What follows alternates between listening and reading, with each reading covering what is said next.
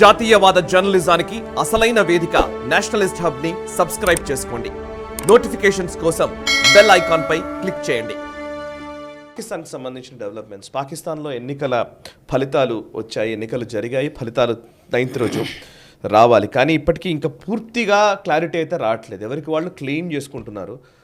అంటే చదువుతుంటే కూడా ఒకరొకలాగా మాట్లాడుతున్న పరిస్థితి. ఇమ్రాన్ ఖాన్కి ఎక్కువ మెజారిటీ వచ్చిందనేది ఇమ్రాన్ ఖాన్ ఒక ప్రకటన ఏదో రిలీజ్ చేసినట్టుగా తోటి వచ్చింది.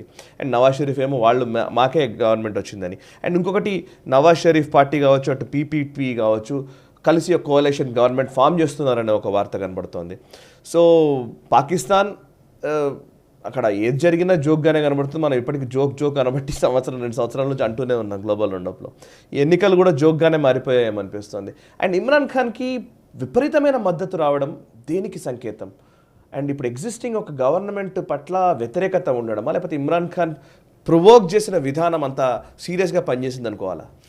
నిజంగా ఇమ్రాన్ ఖాన్ ఇన్ని సీట్లతో వస్తారు, ఇన్ని సీట్లు వస్తాయని ఎవరు ఊహించలేదు. కానీ కొంత భయపడ్డారు. ఒకవేళ పొరపాటున ఇమ్రాన్ ఖాన్ పార్టీని కనుక మనం పర్మిట్ చేస్తే వీళ్ళు గెలుస్తారేమో అన్న ఒక భయం ఎస్టాబ్లిష్మెంట్కి ఉండింది. ఎస్టాబ్లిష్మెంట్ అంటే ఎవరు? వాళ్ళ ఐఎస్ఐ, ఆర్మీ, వీళ్ళే ఎస్టాబ్లిష్మెంట్. ఏం చేశారు? క్రమేపీ ముందర అతని లీడర్స్ అందరినీ బెదిరించి రిజైన్ చేయించారు. ఫవాద్ చౌదరి లాంటి వాళ్ళు, షిరీన్ మజారి లాంటి వాళ్ళు చాలామంది రిజైన్ చేసి వెళ్ళిపోయారు. తర్వాత ఏం చేశారు? ఈయనను అరెస్ట్ చేశారు. ఇమ్రాన్ ఖాన్ అరెస్ట్ చేసి జైల్లో పెట్టారు. కేసులు నడుస్తున్నాయి. అది ఇంకా నడవచ్చు. ఇప్పుడు అంత అర్జెంటుగా డెసిషన్ ఇవ్వాల్సిన, జడ్జ్మెంట్ ఇవ్వాల్సిన ఆవశ్యకత లేదు. కానీ ఎలక్షన్కి జస్ట్ 2 రోజుల ముందర ఆయన మీద 3 కేసుల మీద నిర్ణయాలు వచ్చినాయి. 2 కేసులలో ఆయనకు 14 ఏళ్ల జైలు, అంటే 28 ఏళ్ళు. 3వ కేసులో 7 ఏళ్ళు జైలు. ఒకటేంటి? సిఫర్ కేస్ అంటే అది మన వాళ్ళ సీక్రెట్ దౌత్యపరంగా వచ్చినటువంటి కేబుల్ని ఈయన ర్యాలీలో చూపించాడు కదా, నన్ను అమెరికా దించేసే ప్రయత్నం చేస్తుందని చెప్పాడు కదా, ఇది స్టేట్ సీక్రెట్స్ని మీరు బయట రివీల్ చేశారన్న కేసులో ఆయనకి 14 ఏళ్ళ శిక్ష. రెండవది తోష్ఖానా కేసు. ఆయనకు ప్రధానమంత్రిగా ఆయనకు వచ్చినటువంటి గిఫ్ట్స్ని అమ్మేసి స్వలాభం కోసం అమ్మేశారు ఆయన అనేది రెండవ కేసు. మూడవది ఆయన భార్య బుష్రా బీబీ, 3వ భార్య ఎవరైతే ఉన్నారో ఆవిడని ఇస్లామిక్ పద్ధతి ప్రకారం పెళ్లి చేసుకోలేదు. ఆవిడ భర్తని డివోర్స్ ఇచ్చిన తర్వాత, విడాకులు ఇచ్చిన తర్వాత 3 నెలలు ఇస్లామిక్ రూల్ ప్రకారం ఆవిడ వేచి ఉండవలసింది. 3 నెలలు కాకముందరే పెళ్లి చేసుకున్నావు కాబట్టి 7 నెలల శిక్ష, 7 ఏళ్ల శిక్ష అని 3 శిక్షలు వేశారు. ఎలక్షన్కి జస్ట్ 48 గంటల ముందర వేశారు ఆ శిక్ష. అంటే ఎట్టి పరిస్థితుల్లో కూడాను ఇమ్రాన్ ఖాన్ ప్రధానమంత్రి అవ్వకూడదు అని డీప్ స్టేట్ ఎస్టాబ్లిష్మెంట్ ఎంత ప్రయత్నం చేసినా, ఇంకోటి ఏం చేశారంటే చాలా కీలకమైంది, వాళ్ళ పార్టీ సింబల్ని తీసేశారు. ఇప్పుడు కాంగ్రెస్కి హస్తమో లేదా బీజేపీకి కమలమో తీసేస్తే నిజంగా వాళ్ళు అన్ని ఓట్లు వస్తాయంటే పెద్ద ప్రశ్న. ఎందుకంటే ప్రజలకు ఆ పార్టీ లీడర్ ఎవరో తెలియదు, అక్కడ కంటెస్ట్ చేస్తున్న వాళ్ళు ఎవరో తెలియదు. కమలం గుర్తు అనగానే కళ్ళు మూసుకొని గుడ్డిగా వేసేస్తారు, లేదా చెయ్యి చూస్తే వాళ్ళు కాంగ్రెస్ సపోర్టర్స్ అయితే చెయ్యికి వేసేస్తారు. ఎవరు నిలబడ్డారని వాళ్ళు తెలియకపోవచ్చు. కానీ హస్తం గుర్తుకే మా ఓటు, ఏదో కారు గుర్తుకే మా ఓటు, ఇలా ఫిక్స్ అయిపోయారు వాళ్ళు. సైకిల్ గుర్తుగా మా ఓటు అంటే ఆ సింబల్ అనేది చాలా కీలకం. ఆ సింబల్ ఇతనికి బ్యాట్ ఉండేది ఇమ్రాన్ ఖాన్కి, ఆ బ్యాట్ని తీసేశారు. దాంతో అతని పార్టీకి సంబంధించినటువంటి వాళ్ళు ఎవరు నిలబడాలన్నా ఇండిపెండెంట్గా నిలబడాలి. అంటే ఒకరికి పెన్ను ఉంటుంది, ఒకరికి పువ్వు ఉంటుంది, ఒకరికి సైకిల్ ఉంటుంది, ఇంకేదో ఉంటుంది, హ్యాట్ ఉంటుంది, ఇంకేదో ఉంటుంది. కాబట్టి ఓటింగ్ వేసేవాడు దీంట్లో ఎవరు పీటీఐ అని వాళ్ళకి ఎలా తెలుస్తుంది? వాళ్ళకి అంటే ఎట్టి పరిస్థితుల్లో వీళ్ళు గెలవకూడదు అని చెప్పి అన్ని ప్రయత్నాలు చేసింది ఆ డీప్ స్టేట్ ఎస్టాబ్లిష్మెంట్. అయినా కానీ ఇంత మద్దతు రావడం అనేది, అయినా కానీ వీళ్ళకి అన్ని సీట్లు వచ్చినాయి. సో దీన్ని ఏం చేయాలో అర్థం కానిటువంటి పరిస్థితి.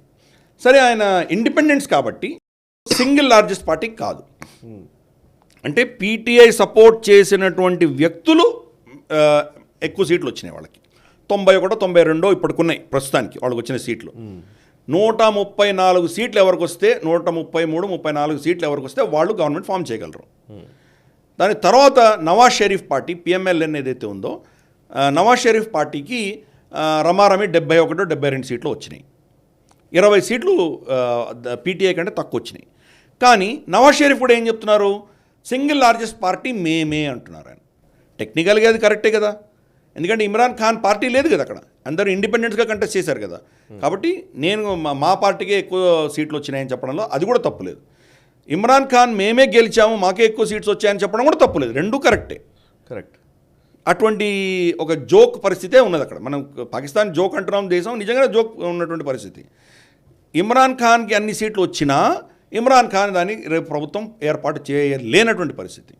ఎందుకంటే డీప్ స్టేట్ ఆయనని ముందుకు రానివ్వరు కాబట్టి బహుశా మళ్ళీ peoples party, Pakistan peoples party, Nawaz Sharif party, అలాగే ఇతరత్ర కొంతమంది ఇండిపెండెంట్సు, ఇంకా మాట్లాడితే కనుక పీటీఐ నుంచి కూడా వీళ్ళందరూ ఇండిపెండెంట్సే కాబట్టి వీళ్ళు ఎక్కడైనా వెళ్ళొచ్చు కాబట్టి వాళ్ళు కూడా కొంతమందిని నవాజ్ షరీఫ్కి మద్దతు ఇవ్వమని చెప్పి ఆర్మీ చెప్పేటువంటి అవకాశాలు ఉన్నాయి.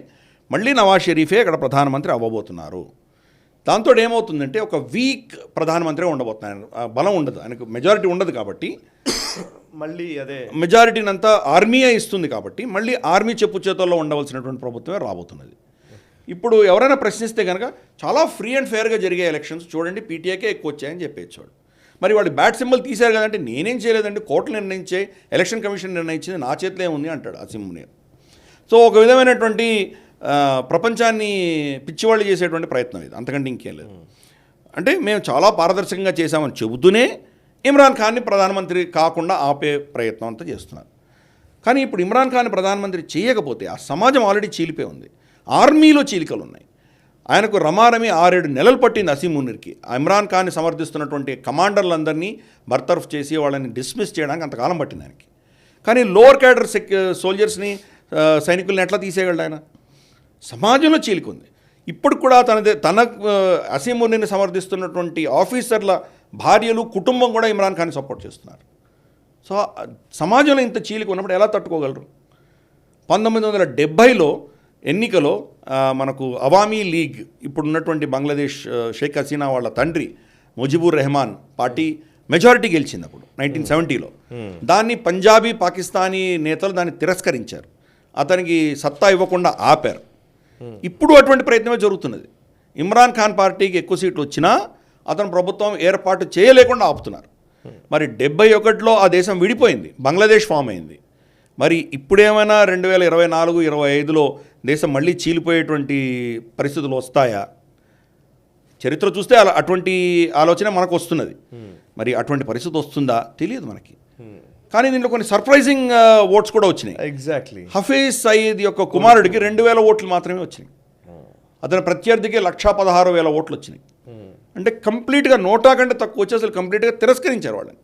అలాగే తెహ్రీకే లబ్బేక్ పాకిస్తాన్, టీఎల్పీ అని ఇంకొక ఎక్స్ట్రీమిస్ట్ పార్టీ ఉన్నది, వాళ్ళకు కూడా సీట్లు రాలేదు, వాళ్ళు కూడా కంప్లీట్గా దీన్ని ఓడిపోవడం జరిగింది.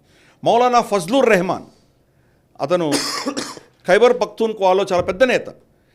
గత ప్రభుత్వం షహబాజ్ షరీఫ్ ప్రభుత్వంలో పీడిఎం అంటారు, పీపుల్స్ డెమోక్రాటిక్ మూవ్మెంట్ అని చెప్పి దాని యొక్క చైర్మన్గా అతను ఉన్నారు. పీపీపీ, తర్వాత ఫజ్లుర్ రెహమాన్ యొక్క జమాతే ఇస్లామీ, అలాగే నవాజ్ షరీఫ్ పార్టీ, ఈ 3 కలిసి ప్రభుత్వం నడిపాయి. అప్పుడు ఆయన ఓడిపోయారు, స్వయాన ఆయన ఓడిపోయారు, ఆయన పార్టీకి 2 సీట్లు వచ్చాయి. సో కాబట్టి అక్కడంతా సమాజంలో ఉన్నటువంటి మూడంతా కూడా ఇమ్రాన్ ఖాన్ని సమర్థిస్తుంటే డీప్ స్టేటు, పొలిటికల్ ఎస్టాబ్లిష్మెంట్ మాత్రం ఆయనని ప్రధానమంత్రి కాకుండా ఆపుతున్నారు. నవాజ్ షరీఫ్ని ఎట్టి పరిస్థితుల్లో ప్రధాని చేసేటువంటి ప్రయత్నం జరుగుతోంది. మరి ఇటువంటి పరిస్థితుల్లో సమాజంలో మరి విద్రోహం వచ్చి సమాజంలో మరి ఏమైనా ఒక విధమైన విధ్వంసం జరిగితే కనుక మనకి ఏమవుతుందో మనకు తెలియదు. చూద్దాం, వేచి చూద్దాం. ఎందుకంటే it's just a joke of a country కాబట్టి ఇంకా ఏం జోకులు చూడబోతామో చూద్దాం మనం. ఎస్. ఈ వీడియో మీకు నచ్చినట్టయితే లైక్ చేయండి, 10 మందికి షేర్ చేయండి. అలాగే కామెంట్ల రూపంలో మీ అభిప్రాయాలను మాతో పంచుకోండి. Nationalist hub group of channels ను సబ్స్క్రైబ్ చేసుకుని తెలుగునాట జాతీయవాద జర్నలిజాన్ని ప్రోత్సహించండి. ఈ వీడియో కింద ఉన్న బెల్ ఐకాన్ పై క్లిక్ చేయడం మర్చిపోవద్దు.